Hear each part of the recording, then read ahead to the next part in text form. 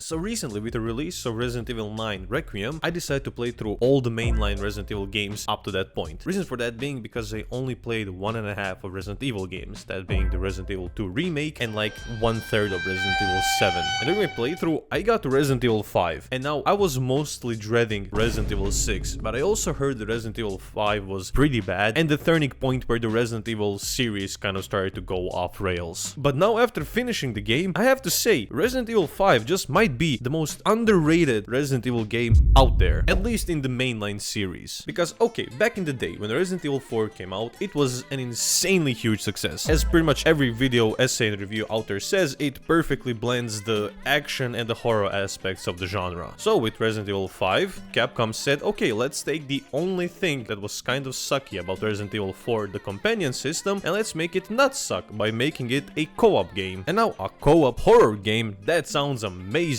But as it turns out, Capcom kind of forgot the horror aspect and basically just made Resident Evil 5 allegedly a full action game. And that was basically everything I knew about Resident Evil 5 before starting it. And I gotta say, I do understand all of these concerns, but people are kind of ignoring just how fun this game is. Because yeah, Resident Evil 5, that is not a horror game. That game is only a horror game because of like the premise and the gore in it. But like the game itself is actually really good. And now to be fair, Resident Evil 5 didn't destroy the franchise. It was just a turning point which made Capcom make Resident Evil 6, which almost destroyed the franchise. But Resident Evil 5 itself, like first and foremost, has a really cool setting. Like there aren't a lot of like AAA games that are set in Africa. Like really the only one I can think off the top of my head is Far Cry 2. And I also didn't expect this, that the game actually does feel like it's a progression in the story. Resident Evil 1 through 3, they all had like this overarching narrative of like the zombie outbreak in Raccoon City.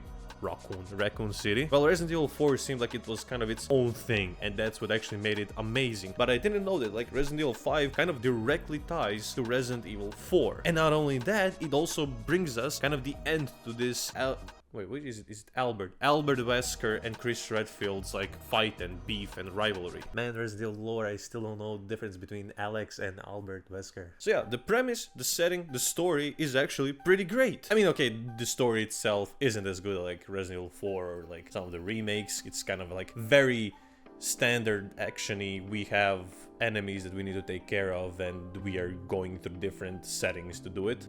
But the gunplay itself is pretty fun. Like, I didn't play the original Resident Evil games. I know, please put your pitchforks down. I played the HD remake of the Resident Evil 1, then the 2, 3, 4 remakes, and then I continue on with Resident Evil 5. Although I hear a lot of amazing things about Resident Evil 4, the original, the main reason why I didn't want to like play the original but I wanted to play the remake was because of the standing and then shooting aspect. I thought it was gonna be super annoying. And because I didn't have a different option with Resident Evil 5, I was like, okay, frick it. I will eat for this one game and see how it is, but it's honestly, for some reason, fun as so yeah, another plus for Resident Evil 5, it actually made me want to play original Resident Evil 4. But yeah, gunplay, like, it's Resident Evil. Gunplay is always fun in Resident Evil. Even the original Resident Evil 1, or not literally the original, but the HD remake of Resident Evil 1, gunplay is still super amazing. You have all of these guns, you have to manage your inventory, and although it's a lie that the Resident Evil games are survival horror games, it's still, like, it's not too complicated. It's so freaking fun. And the different locales are kind of interesting. I know a lot of people are bitching about wetlands, but honestly, they weren't even that big of a deal for me. And Resident Evil 5 has one of my favorite like industry zones, or actually laboratory zones in any Resident Evil games, just because they feel like so natural and they're like made in this excavation like cave, you know, underground temple thing. And also, speaking of like progression of just going bigger and bigger, like yeah, Resident Evil 5 is like an action movie on steroids, and at the end you have, well, basically of course the most famous scene in all of Resident Evil 5, which is like Chris Redfield punching a boulder inside a volcano while fighting Albert Wesker. 7 minutes.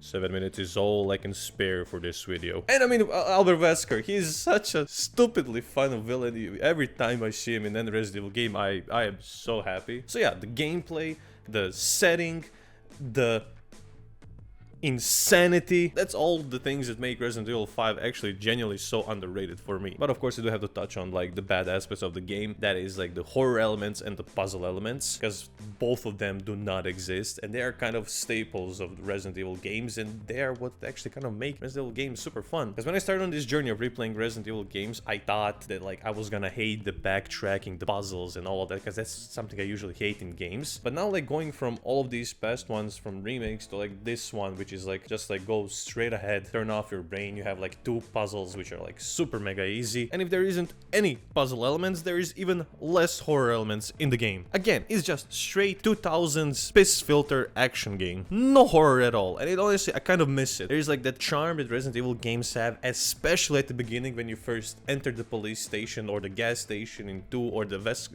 Spencer Mansion in Resident Evil 1, and you have this atmosphere of being like, what is going on here? And although you do get it kind of at the beginning, like literally the first 5 or 10 minutes, and then you're like, oh, this is the same thing from Resident Evil 4, which is the bad thing, because it's like continuing kind of the same thing. But yeah, I will say though, the Lost in Nightmare DLC, which is like a mini Resident Evil 1 remake, where Jill and Chris go through a mansion and you have puzzles and that eerie elements, that was super fun. That DLC is like a 10 out of 10 DLC for me. Kind of like, yeah, this doesn't feel like Resident Evil. Like, it does make it super casual and fun, and I think because I thought that Resident Evil 5 was gonna be way worse than it was, and because it's so like easy to just go through, and because it does actually, its story actually has a lot of stakes and like a lot of characters return, as in Jill, Wesker and Chris Redfield, this game ended up being so underrated for me. So yeah, please leave in the comments down below if I am the crazy one, or is Resident Evil 5 in general very underrated, or am I just yapping and was not expecting much. What I did say is now I'm moving on to Resident Evil 6, and I'm super curious to see if it's as terrible